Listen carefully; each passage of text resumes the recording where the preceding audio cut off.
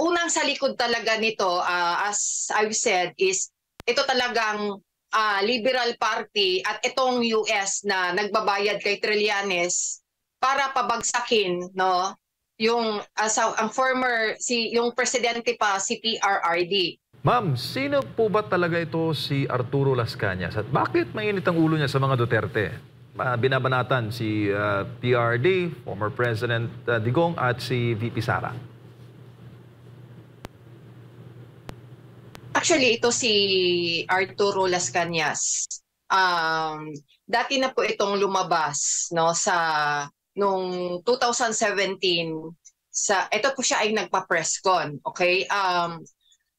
Nag-meet kami niyan 2016 nung December kasi yun na nga nalaman ko na kasi isa ako po sa ni-recruit nila Antonio Trillanes, nila Father Alejo, no, na maging fake witness kay former President Rodrigo Duterte, no, sa ICC. So, ito siya, si Arturo Las Cañas, way back sa time na nagkaroon ng hearing with Motabato, bumaliktad lang po ito eh. At ang reasons na sinabi niya sa akin, it is because hindi siya pinagbigyan nung parang loto na hinihiling niya at that time na presidente si PRRD. So, itong tao na ito, no, na na-meet ko at sinabi niya sa akin na wala naman daw kaming mapapala sa mga Duterte. Alam kong masama yung loob niya dahil at that time may hiniling ata siya na hindi siya napagbigyan. So, yung kanya pong credibility as witness laban po sa mga Duterte, para po sa inyo, tainted? Fake po. Kasi actually nung December, ako kasi po is may ibibigay sila sa akin, actually million, pero ang gusto po nila is permahan ko na kaagad yung affidavit. Pero nag-aalibay lang ako kasi ayaw ko kasi yung mga nasa loob ng affidavit na gusto nilang permahan ko, no? Ito kasi si Arturo Las Cañas is talagang humingi siya ng down payment ng 19 million, no? Actually, si Trillanes kasi is just a player kasi ang nasa likod po niyan na pangbabayad na pagpabagsak at that time na presidente si PRRD is mga taga-US, including itong sila Loida Luis, no? US ang nasa likod nito. So player pa rin si Antonio Trillanes. Narinig ko talaga na sinabi nitong na humihingi siya ng mag-down muna ng 19 million. 19 million is just down payment pa lang yon bago siya lumantad. So, lumantad siya nung ito pa po. Habang nagmi-meeting po kami, kaya po ako ngayon nagulat kung bakit nasali na si VP Sara. It is because mismo siya, sinasabi niya na firm si VP Sara at saka yun nga medyo stricta at para daw galit sa tao ng papa niya. So hindi niya yan mention si VP Sara, no?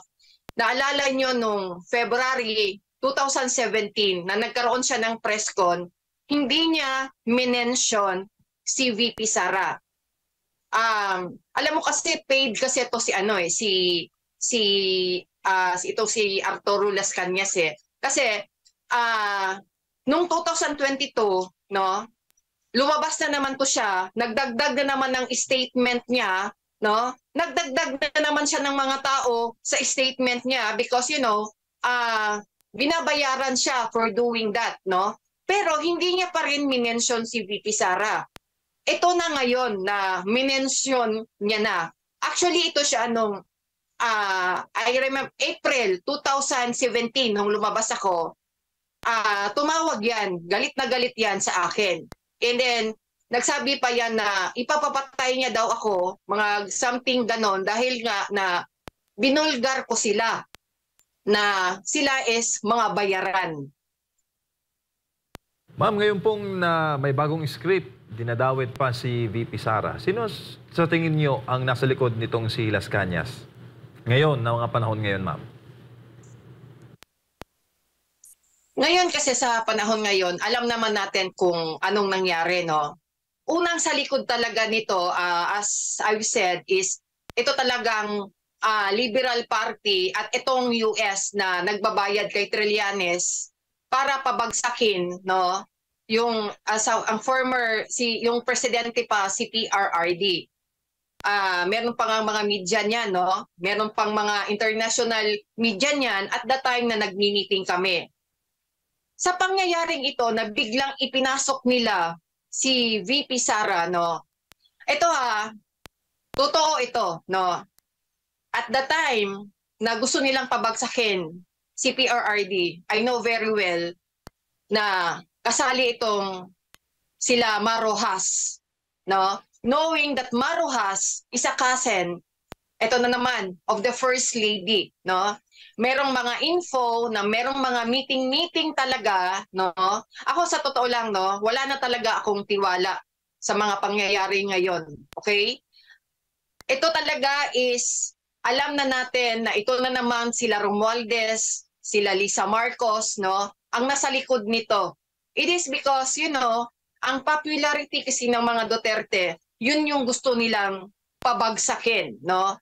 Pero hindi nila alam kung bakit nag-start itong gusto nilang pabagsakin dati nung presidente pa si PRRD.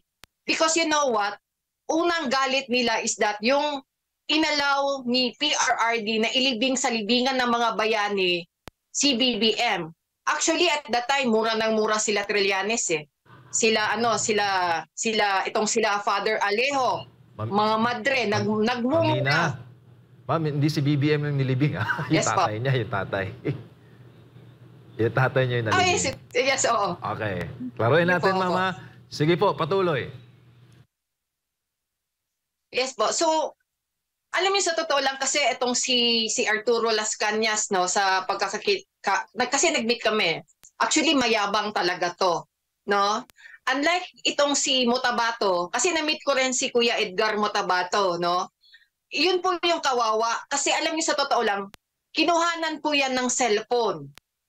Kasi medyo mahina kasi si Motabato eh.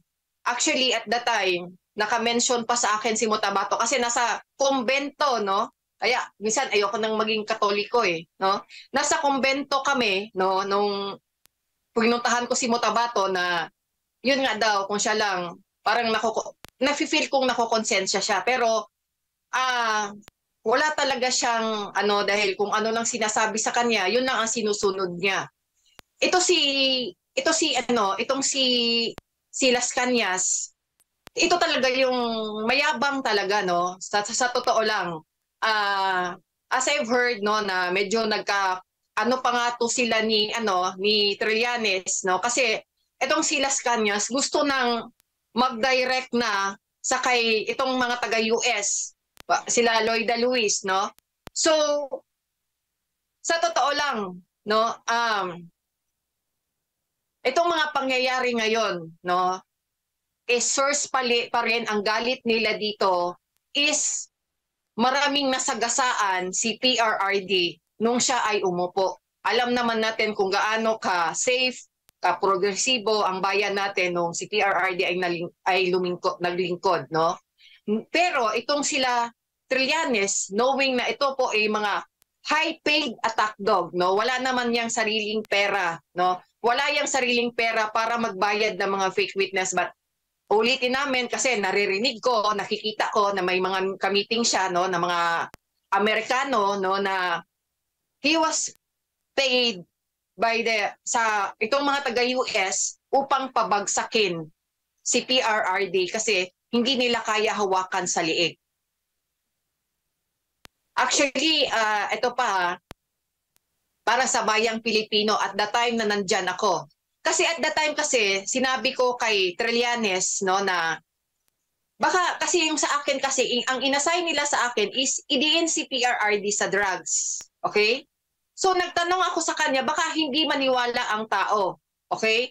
From their own mouth, no, sinabi nila na kung si General Angelo Reyes nga daw napabagsak nila si PRRD pa. At actually, ang tawag nga niya Duterte. Duterte, demonyo, yun yung ang tawag niya. Tapos itong si Las Cañas, pumalakpak pa. Dahil sabi niya, kita mo, ang galing. Inisip ko naman, ano namang magaling? Yun po. Opo. Ma'am, si Admar po ito, maayong gabi. For sure, natatandaan niyo siguro itong yung sumakabilang buhay na si Attorney Jude Sabio po, no? Naging abogado ni Edgar Matobato. At kung matatandaan natin na inatras niya, gusto niyang iatras, gusto niyang ipabura sa International Criminal Court. Ito po si Jude Sabio, ito po yung naghain, no? Naging abogado ni Edgar Matobato, naghain ng kaso, nagsampa ng kaso dyan po sa ICC at kalaunan ay kanyang binawi yung kanyang inihain doon. Gusto niya kanyang ipabura, ipabasura dahil tool for propaganda and should be trashed and set aside. Sabi nga niya doon sa liham niya sa ICC. Ito po, kilala niyo rin po siya, ma'am. And itong mga sinabi niya na bumaliktad, bakit hindi kaya nabigyan ng pansin masyado? At tila kinalimutan ng grupo na ito na hanggang ngayon naninira pa rin dito sa mga Duterte.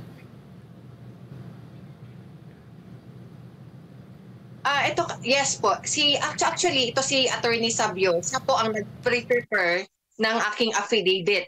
No? Actually, ang affidavit nga is umabot ng ilang draft yun na finorward sa email ko. Pinalabas ko po yun sa aking press con before, no, yung forward ng email kasi si Attorney Sabio is siya ang nagpe-prepare kung ano yung affidavit tapos pinapaabrubahan niya sa kay Trillanes at saka sinabi niyang pati kay Dilima, no.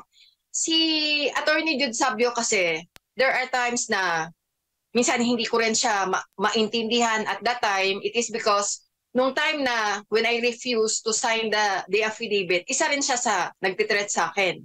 And then, I don't know, kasi alam ko kasi binabayaran din siya at that time na 100,000 a month, no? Aside from all the expenses, no? Pero nabigla kami kasi nag-file kami ng kaso sa PNP-CIDJ kay Trillanes, kasama siya. Aside sa yung sa sedition is yung illegal detention. So parang at that time pala nagkaroon na sila ng conflict ni Trillanes na as I've heard mas pinrayor ni Trillanes itong si Las Cañas kaysa sa kanya po. May kwento, ma'am, na kaya daw ganito na lang ang galit ni Senador Trillanes, nangyari itong mga witness laban sa mga Duterte. Binaste daw ni dating Pangulong Duterte, mayor pa siya noon, nung inalok na maging katandem para sa presidential election last 2016. May alam po ba kayo nito, ma'am? Actually, ang sabi nga niya sa akin is, dati nga daw idol niya si PRRD, no? Medyo nadismaya siya nung pumunta siya dito sa Davao na tinanggihan siya ni PRRD. So doon daw nag-umpisa yung galit niya and then doon na rin na nag-start rin, no, na he was asked by the Liberal Party lalo na nung nanalo na siya, no, si PRRD na pabagsakin nga. No, isa nga sa ikinagalit is yung nilibing nga sa libingan ng bayani ang father ni BBM. Kayo po ba, ma'am, ay naniniwala sa kanta?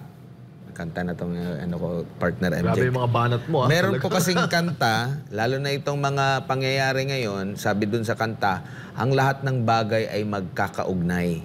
Kayo po ba ay naniniwala na yung mga pangyayari ngayon, lalo na sa paglaban dito sa yung mga paninira sa mga Duterte na noon pa itong issue, biglang tumahimik, bumalik na naman ngayon, iba na naman yung kanilang inaakusahan, lahat ay may kaugnayan? Yes or no lang po ang sagot, ha? Lagyan natin explanation. Akala ko na ba Yes, Congress? Oh, yes. Yes po. Yes, Pwede yes. magsalita. Sabi mo kasi yes or no. Kasi alam hindi niyo na... sa totoo lang, no? Yes po. Sige po, ma'am. Paliwanag po. Yeah. Oh, oh. Sa lahat po ng pangyayari, no, hindi lang sa mga Duterte, lahat na sa mga kakilala, no, na mga malalapit sa mga Duterte. Alam naman natin, no, itong mga style na to is nangyari din sa ating honorable na Pastor Apollo Kibuloy, di ba? Ganon na ganon din, no? Kung sino yung kalaban, hinahire para pabagsakin, no? Kasi alam niyo sa totoo lang, no, sa aminin man nila o hindi, no, hindi wala naman talagang makakapantay sa legacy ni PRRD. So, until now, no, dahil siguro sa inggit o tapos itong mga player nila, no, nagsilabasan ang lahat na pera upang balikan, no. Actually kasi na-failed si Trillanes nung time ni PRRD. So ngayon, para makuha niya, no, yung promise na ilang bilyon sa US, no, tapos may nakasabot pa. So yun ang ginagawa nila pati sa mga allies ni PRRD na kilalang mga loyal, no, sa ating dating pangulo. Ma'am, daghang salamat sa imong oras o gigayon karong gabi una sa uulitin amping sa kanunay, ma'am.